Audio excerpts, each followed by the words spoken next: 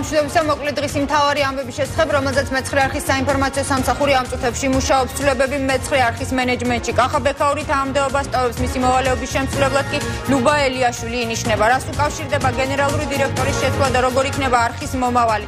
9 საათზე დღის მთავარ გამოშვებაში როგორია მეცხრე არხის თანამშრომელთა პოზიცია და რა გადაწყვეტილებებს მიიღებენ ის ადამიანები, რომლებიც 8 თვის განმავლობაში ქმნიდნენ არხის საინფორმაციო პოლიტიკას.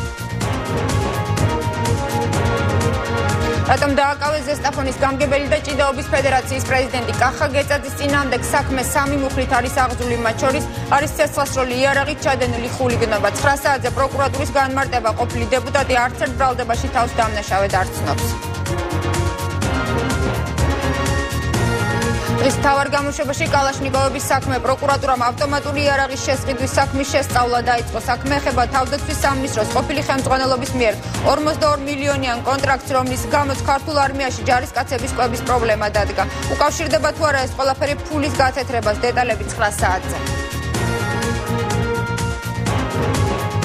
დღის მთავარ გამოშვებაში ასევე რამდენი თეთრით გაიაფდება ელექტროენერგიის ტარიფი და რის ხარჯზე მოხდება კომუნალური გადასახადების შემცირება. წინასწარი გათვლებით საუბარია დენის 3-დან 5 თეთრამდე გაიაფებაზე, რაც იმას ნიშნავს, რომ 16 თეთრიდან კილოვატზე გადასახადის შესაძლოა 11 თეთრამდე შემცირდეს. ეს და დღის მთავარი თემები ზუსტად 9 საათზე მეცხრე არხზე დაალოდეთ დღის მთავარ გამოშვებას. დროებით.